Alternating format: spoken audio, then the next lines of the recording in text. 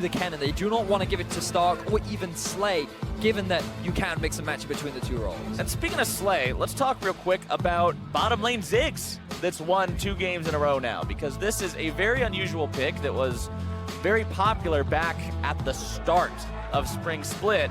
And TSM is saying, you know what?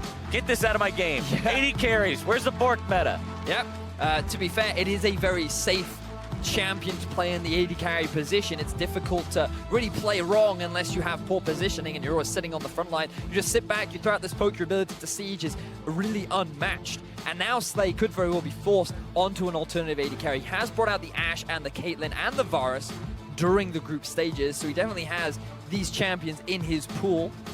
But the question is, which direction do they want to take? Conventionally, he has been more of that utility AD carry for the side of Gigabyte Marines. LeBlanc, a ban Wow. TSM has banned during the second phase the past couple of games. Going to go ahead and add that to their first phase ban roster this time around.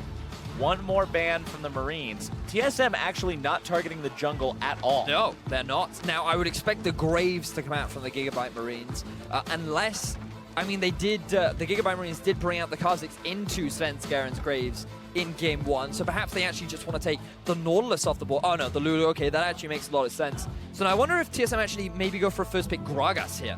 Now, it has been a big consistent pick for Stark, but instead they're saying, you know what, we have more priority on getting ourselves a strong bottom lane. Yep, the Karma locked in first and foremost, and they did it fast, too. They were not hesitating locking in that pick. Getting that one for themselves. Remember, the Biofrost has been drawing a lot of attention in the second half of the ban phase from the Gigabyte Marines as well, so getting that support in there is going to force them to change that strategy up a little bit. Now, I wonder if you go for a Graves and either a Gragas, or you lock yourself in the Ashe. Because bear in mind, this is more of a comfort pick for Slay. It does provide an engage tool, and it is a pretty safe AD carry for Slay. And then if you want, on your next rotation, you can get yourself the Gragas. But I feel like if you're TSM, you want to get yourself the Gragas now. Safe top laner, see what else Stark can bring out into this matchup. He's not actually got pre-existing information, by the way. He's just making these predictions as they happen. Calling out the champions that are going to be locked in. Vadius knows what's going through the Gigabyte's Marines' mind. And what they want to have going through their minds is how good that 3-0 will feel if they can lock that in here. But Graves and Ashe, the first couple of picks of their draft. TSM, now thinking about that Gragas that you mentioned earlier. But nope, instead they decided to lock in the Lee beforehand. They want to put Sven on this again, even though his performance on it was not phenomenal in game number 2. They still say, look, this is one of his staple champions. This is one he's known for. This is one that he can get us back into this series with. Yeah, and I think that he has the ability to do it. For every down that Svenskaren has, he also has an up, right? Like, this guy definitely has the ability to turn the game around or in favor of Team Solomon. So they will net themselves the Gragas up in the top lane as well. Pretty safe now. If you're the Gigabyte Marines, I think you should actually go for the Fizz right now. You have the ability to flex it both mid and top as they have done in the past, and you're actually guaranteeing yourself a pretty potent top laner too, right? It's a really good matchup into the Gragas as well. And I think that Stark is an individual who can bust it out and can play it pretty effectively. Well, TSM has now taken away 2 of the picks. Oh my goodness. Okay. Now this was a support that was brought out during group stages from Archie. He played the cannon with the Sona before. So it is a very squishy champion. It is something you have to be very mindful of. However, it's great into champions like Karma who are very poke heavy. She's not quite the same as Nami, who's very much disengage orientated. She follows the style of the Gigabyte Marines who want to fight, and they want to do it in a big 5v5 scenario. Well, that's definitely going to be an interesting pick to see. One thing I was going to mention was how TSM has taken away 2 of Gigabyte Marines' picks in the previous 2 matches. The Marines were running Karma and Gragas in both of those games, and now TSM is going to be using those. Kha'Zix also one of those champions that was showing up in both games so far, but the Marines have opted for the Graves instead this time. Remember that in game number 2 it was banned. Game number 1 it was picked up first by TSM and Svenskaren. Now into the second part of the bans, Varus will be removed by the Marines, and TSM decides to take Rumble off the table, keep it away from Stark. So I expect, I was just about to say a second AD carry ban to come out, except I was more expecting the Caitlyn rather than the Lucian. But we do know that Turtle is the sort of player that can play both the aggressive along with the utility style of ADs. Now I think that he is hedging a little bit more towards that Caitlyn pick. will be delayed a little bit in terms of spike, but will still have a very strong laning phase. And we also see the Fizzban there. We talked about how it has the ability to go into both the Gragas and also the mid lane. But I feel like the Gigabyte Marines are guaranteed to save their mid lane pick for last. So if you're top, in terms of safe picks, I'm just trying to consider what you could go for. I mean, Camille was recently nerfed, but you could still theoretically pick it into this matchup.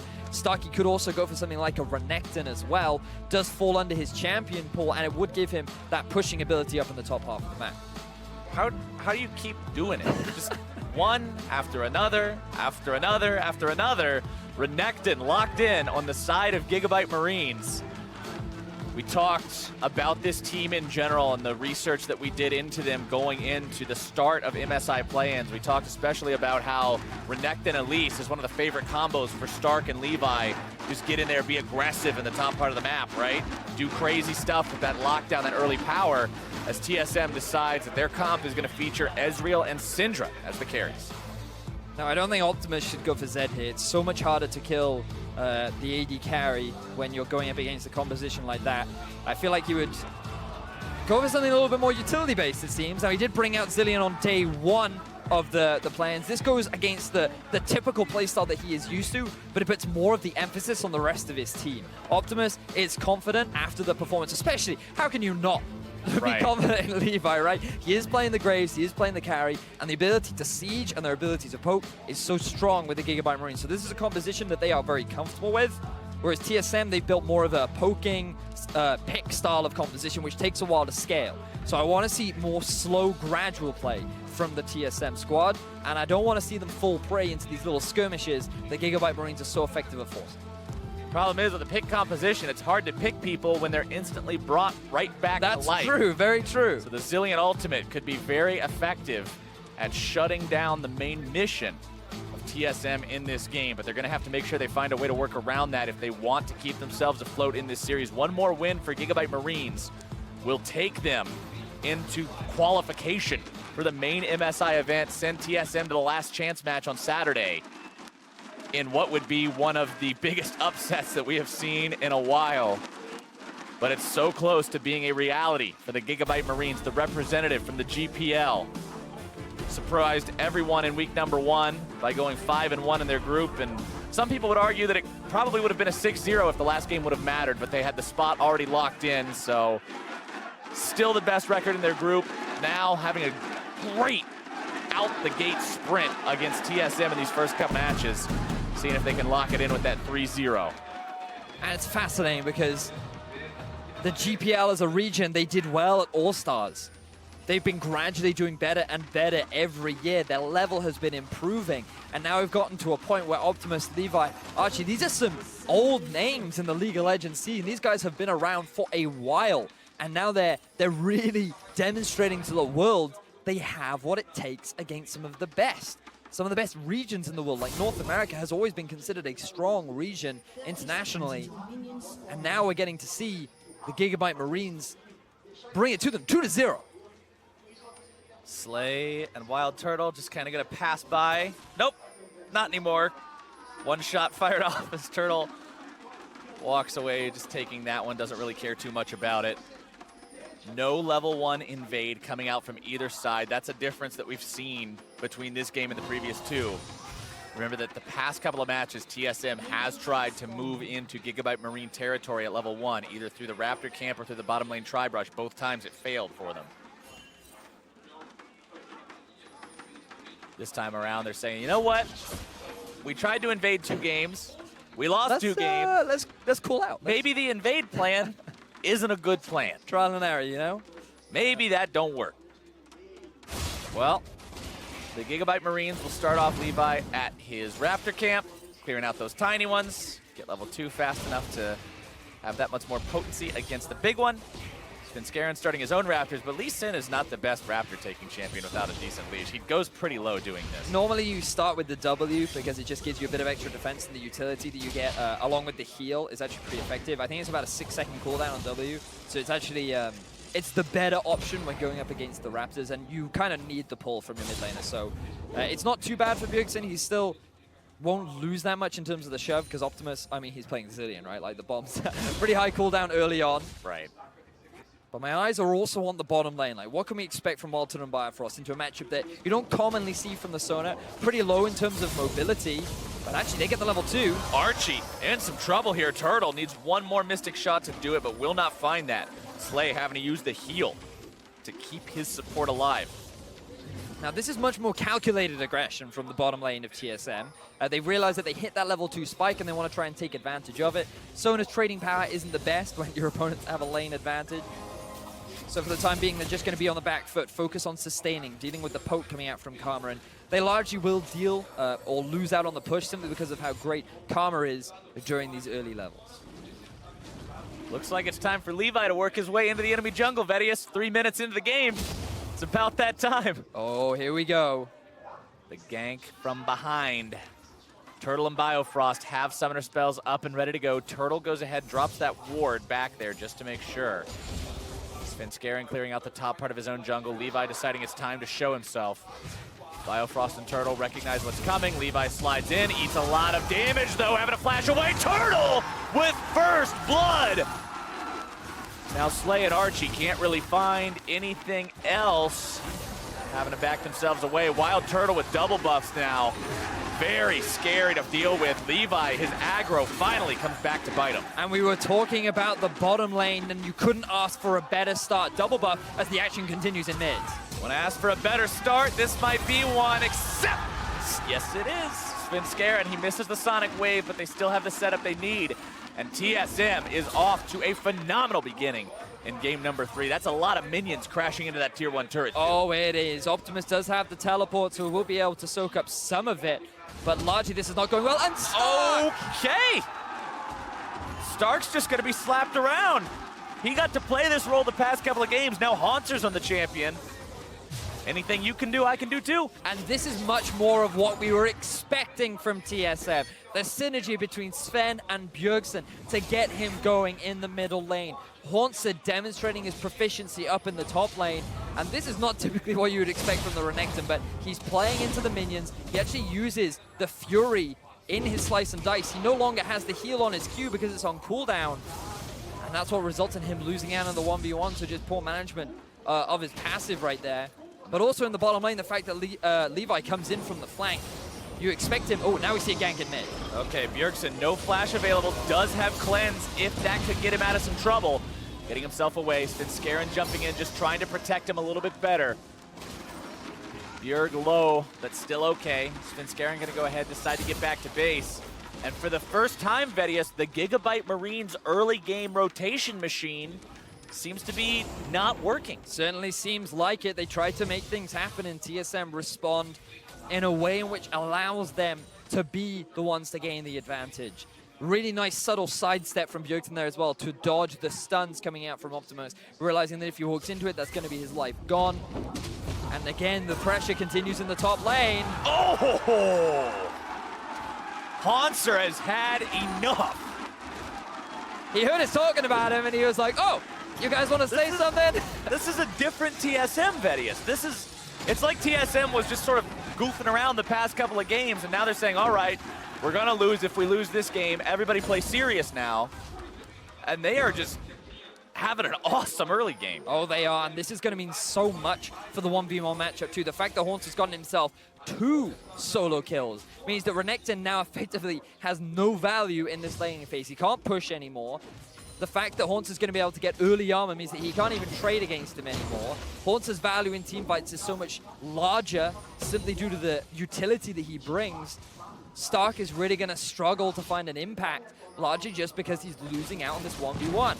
I mean, you talk about Renekton, you talk about a champion who generally the discussion about him is, yeah, he's strong in lane, but he falls off later on. When you die 1v1 to your opponent twice in lane, you're sort of removing the strength of your champion. Oh, for sure. And now look at the CS discrepancies as well. A solid 20 lead on every single member of Team Solo Mid. This is so much more of what we expected from the North American squad. Taking those picks that the Gigabyte Marines used last game seems to be working out pretty well for them. Taking the Gragas away from Stark, taking the Karma away from Archie. Bjergsen now back on the Syndra too. Optimus just bombing the wave, trying to keep Bjergsen zoned away, and maintain control as much as he can. Bjerg doesn't really care too much about that either. And it also ties into the investment from Levi, right? Because normally you expect him to be ganking either the top lane or the middle lane. And when you have a Renekton who ends up getting pushed in, perhaps Levi should have invested more of his resources towards the top half of the map. Perhaps he should have looked to try and snowball this Renekton up against Haunter, which worked for them very nicely in game 1. But now he invested a gank down in the bottom lane. It ends up going horribly wrong for him. Wildton and Biofrost already had the stronger push, and now they're going to be winning out on the trade, along with Svenskar and looking for a dive down bot. Svenskar wants to make this one happen, gets the kick onto Slay, who is just going to be destroyed. Wild Turtle grabbing the kill on that one, going up to 2-0 as TSM will take turret first blood 8 minutes in. Very clean map movements from Team Solo Mid. They push out the middle lane with Syndra. They make a map movement through the river, knowing that they have full vision control around the bottom half of the Gigabyte Marines jungle. And then they easily set up the dive. And Slay and Archie, they know the play is happening, but they're still level 5 and level 4. Wild Turtle is level 7. The fact that TSM have just naturally a massive experience advantage, and it continues up in the top lane. Meanwhile, top lane, I don't even know what to say about that one. Haunter with his 3rd solo kill. The man is running wild. True Shot Barrage fired off, not going to find its way onto Optimus, predicting him to maybe back up in that brush, but he won't be. 5,000 gold lead onto TSM right now. Svenskar taking down the Elemental Drake, the first Elemental Drake of this series that will go the way of TSM, Vedius. Oh boy. That was close. I mean, it's tough to know, right? TSM are just playing immaculately right now. They are really putting the hurt onto the Gigabyte Marines. We just saw such great early play on all 3 lanes. The dive in mid, the turnaround in bot, the solo kills up top lane. And those solo kills, that's the Haunter that people were exactly expecting to see coming into this game. That's the guy who, remember, in NALCS this split, we had a lot more Korean talent coming into the top lane. There were a lot of questions about whether the current NALCS top laners from 2016 would be able to stand up against them. And Haunter just rose to the occasion, still being one of the best, if not the best top laner in the NALCS. And then to come into this series in the first 2 games and just have subpar performances that he didn't accomplish a lot on, this is his redemption. Yep. And if you're the Gigabyte Marines, that now you have to try and figure out how to play from a 5K gold deficit against a team that knows extremely well how to snowball their advantages. Know that they've kept their bottom lane in the bottom half of the map, but I expect to see Biofrost start roaming around along with Svenskar and maybe even Bjergsen too, to invest deeper vision so they can start taking these other tier 1 towers and extend their control over the game. And playing from that kind of a deficit is always hard, but it's especially difficult when you have a team like Gigabyte Marines whose experience doesn't lend them towards that situation ever. This is a very dominant team in the GPL. They're never sitting at a 5,000 gold deficit early on. This is not something that normally happens. So, but also getting 2-0'd by the Gigabyte Marines is also not what normally happens to teams from mid, right? So the fact that they've been able to bounce back in such a... Oh, even stealing the damn wolf. You will have nothing, Gigabyte Marines. And you will like it. Gigabyte Marines trying to hold their own jungle, but as soon as Haunter steps up, they got to step back. And Gragas very, very scary right now. Optimus and Slay trying to get their fancy feet on, dodge away from some skill shots. Turtle going to be in some trouble and deleted just a little bit too far forward.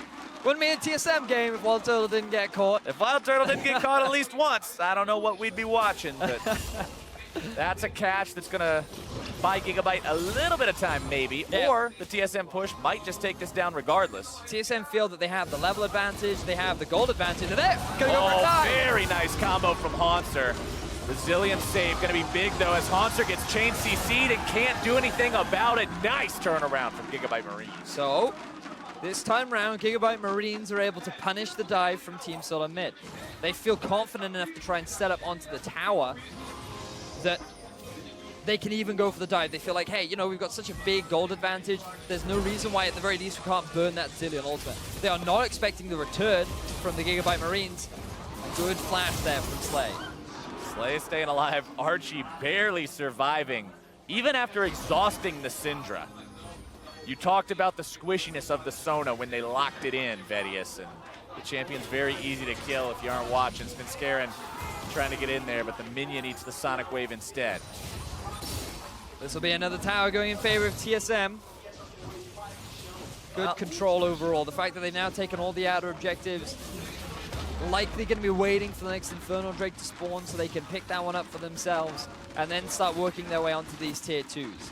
The tier 2s become a little bit harder because you have to utilize more map movements, so you gain control of the jungle and then you rotate between either top and mid or mid and bot while you keep Haunter off onto a side lane. But given the way that they're playing and the way that they traditionally play during the regular season when they have a lead, you would expect TSM to start very efficiently closing out this game. And one thing to still keep in mind along with that is Stark is mostly still a non-factor. Yep. He's a level down, almost 2 levels down. Haunter will take level 11 right now. He's got 40 less farm, and he's 0-3 and 0. This is effectively a 4v5 for the time being for the Gigabyte Marines. And it's funny how at the very start during Champion Select, we talked about how Optimus will move away from these carries and shift onto more of a utility mid laner to play around his team. Right. And the one instance where he does, Levi isn't having the same sort of game that you would expect from him. Stark is dying 1v1 in the lane. The bottom lane ends up going horribly wrong because of Wild Turtle and Firefrost getting the turnaround. So now Optimus can't really have an impact either because he's got no team to play around. Right, it's just the situation that he put himself in by picking a utility mid laner instead of something like a Zed, or instead of something like a Syndra that we see Bjergsen on again this game. 0-0 and 1 for him. Morello Namicon and Sorcerer's Shoes. He's got the cooldown reduction and the mana he needs to just keep on spamming. And a blue buff always makes that job easier to go with it. 50 seconds till Infernal Drake spawns, and you can bet TSM's going to be locking that one down. Only 14.5 minutes into the game, and TSM have a 5,500 gold lead. Just unbelievable how swiftly they dismantled the Gigabyte Marines. And I think a lot of it came down to the way the draft was done, taking away some of those big picks that Gigabyte Marines were using to be so effective. TSM properly denied them. They were able to make the adjustments they needed, and we talked about that going into this. Adjusting in a best of 5 is actually a huge part of it. It can mean the difference between winning and losing sometimes. Oh, it certainly can. I do feel that we're going to see a lot more value on this Gragas pick coming into the rest of the game, should TSM be able to close this one out. I mean, in terms of expectations, you would imagine that a team with this kind of a gold lead at this point in the game... We can't even talk about expectations. Yeah. That's the problem. Just because of the way games 1 and 2 played out, but Infernal Drake will drop to TSM. That's two Elemental Drakes, to 0 for these guys. Still sitting on almost a 6K gold lead, 15.5 minutes in, but now, what do they do with that? How do they translate that into an even greater lead? You mentioned how it's harder to push onto those tier 2s now, but that's what they've got to start doing. Yep, well, they have some big item spikes to help them do it. Trinity Force being completed onto Bjergsen, onto Turtle rather. While Bjergsen has... That'd be a new one. It would definitely be a new one. Instead, he's going to stick to the standard Morello Nomicon. Given that they have pretty significant item advantages over their lane counterparts, I mean that TSM have, I suppose, 2 options. They could just group mid and siege and go for a risky dive, but always you have to respect the idea that Optimus can just revive someone. So even if you pick someone underneath the turret, that could actually end up going horribly wrong for you like it did earlier on for Haunter. So instead, the better way is to just start moving into the enemy jungle and just get that deep vision down. You want to make sure that you have full control over what Gigabyte Marines are trying to do in their own half of the map, and then you either look for a pick, or instead you just constantly rotate between 2 lanes and just gradually siege down onto these turrets. And I like what we're seeing from Svenskeren in this game too, because he's not doing that, I've got to make a play, I got to get in, let's just go right now type of stuff that we saw in game number 2. He's playing it more slowly. It's like they said, hey, look, we're going to win this game, but we got to make sure we're smart about it instead of just trying to make it happen right now, right here, all the time, go, go, go, 110%. 1-0 and 1 on the Lee Sin. Best performance yet. Bjergsen, though, caught out, bursted down, no way out of there. Kill credit goes over to Levi. That's his first one of the game. So Gigabyte Marines, they actually find themselves a pick onto Bjergsen, who was really overextending himself in the top or through the middle lane. He thought that he could get himself a pick onto Archie. He saw how much damage he did earlier on, and perhaps the bloodlust clouded his eyes. This will give a little bit more freedom to the Gigabyte Marines now. They can buy a little bit more time, given that the powerful mid laner of TSM is now taken off the map. Hauntzer picking himself up a Rift Herald, a seldom taken buff. Usually that thing only goes down when you're so far ahead that you just are looking for something to do. And that's kind of where Hauntzer is. I mean, with the lead that he currently has over his lane opponent, it's only going to be scarier as Optimus uses the ulti on himself, and Turtle knows to let that expire before finding the last auto attack to take him down. I like the patience there from Turtle. He knew that Optimus wasn't getting out. Talking about overextended mid laners, that was exactly the same there for Optimus. He had no control over the river. Ends up getting collapsed upon as a result. But now Bjergsen has respawned, and one of your main wave clearers in the Zillion has now been taken off the map. So that small amount of time that you were trying to buy for yourself has now disappeared. And TSM will return to their siege. Meanwhile, Hauntzer just keeps on pushing in the top lane, maintaining that 40 CS advantage. TSM looking to see if they can set something up with Svenskeren over this wall. A ward will spot him out, so Slay and Archie are very aware of exactly what these guys are planning. Levi getting himself away from Hauntzer, who uses the explosive cast to buy himself some time, flashes over the wall, and he'll be out of there. He buys enough time, distracts enough members of Gigabyte Marines for the rest of TSM to take down the Tier 2. It's just desperation plays now from the Gigabyte Marines. Teleport and 3 men were invested into trying to kill Hauntzer, and he walks away scot-free without even taking that much damage. Now the arrow lands on a Bjerg. Oh, Bjergsen again going to be locked down, but Optimus is out of there. Cannot even chrono break himself. Nice catch from TSM along with another Tier 2. The turnaround from TSM as Gigabyte Marines try to make a play happen was so clean. The Gigabyte, they just got completely zoned away from that engagement, and it allowed TSM to pick themselves up another Tier 2 tower. Full control. This is the TSM that the fans and the viewers were all predicting to come into this series. Absolutely is. This is what a lot of people wanted to see from game number 1. It was just kind of, where are they? What are they doing? Where has this TSM been for the first couple of games? But it seems like they finally found their mojo. They finally found how they're going to be able to win this, and they show no signs of stopping. There have been a couple of picks onto Wild Turtle, onto Bjergsen, that have paid off for the Gigabyte Marines and have allowed them to stabilize a little bit. But look at Levi, 1, 1, and 2 on the Graves. Now, I'm not saying that's a bad score, but on a team where you're the catalyst for everybody making moves happen, where you're the guy who always gets everything going, if that's all the further you are 20 minutes into the match, who else is going to make those plays? And it's fascinating how in game 1, Gigabyte Marines were able to snowball a game after one small mistake from TSM. And now here in game 3, we see exactly the same situation except in reverse, where TSM, they were able to find a small window with which they look to punish, but then also you have to give props because Hauntzer made his own advantages in the top lane. That was no gank. That was the, I mean, I suppose it was, that was just 1v1 outplay. But that was just Hauntzer destroying his lane counterpart. Hauntzer doing Hauntzer things. Levi also, that mistake at the level 3 gank bottom side, just, that was essentially gifting double buffs and a kill over to your opponents. It's not like Svenskeren was there and turned it around. Yeah. Levi just made the wrong play. He did. He was not expecting the burst from Bifrost, that's for sure. And now the Baron is up. You can see how much vision is invested from TSM into around the red buff area of Gigabyte Marines. This could be Stark dying once more. Uh-oh, Stark. He has to pop the ulti just to try to stay alive. And flash. And he's still dead. Oh! Brutal. Oh, it's gotta hurt. 4-1 and 1 on Hauntzer's Gragas. Sunfire Cape plus Iceborne Gauntlet. Stark can't even hurt the dude. And now it's a 5v4. They're gonna push on to the inhibitor turret itself here in the bottom lane. If they can take that inhibitor down, that's the most important one for going for Baron. Remember, pressure on the opposite side of the map makes it very hard to contest that, especially this early on into the game. Still 10 seconds or so before Stark makes his way back into the game, and TSM is not going to risk it. Instead, they just allow Turtle to take the T2 top and back themselves away. Very patient play from TSM, taking their time. It would be so difficult for them to lose this game, so there's no need for them to do anything crazy, right? Like, why give your opponents windows with which they can come back? Instead, just take it calm, be cool, Your 1% loss opportunity is doing something stupid in the enemy base, so why not do something smart and not allow yourself to do that? Exactly. So Baron is another option for them. They can just continue with what they're doing. They know that Haunter will win this 1v1. I think after the 4th time, you'd be pretty confident that Haunter could win it. Pretty convincing argument at this point, I'd say.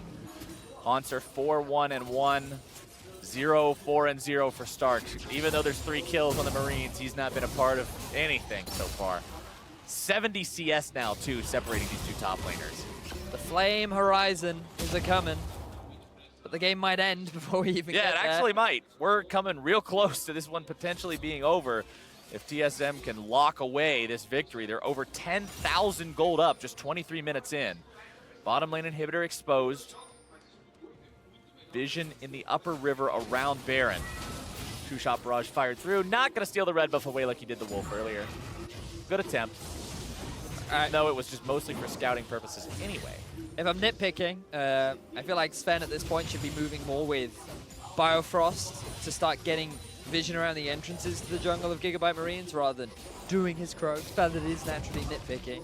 Meanwhile, Haunter is pretty overextended in the bottom lane, but he's level 15 at 23.5 minutes into the game, so I think he's okay.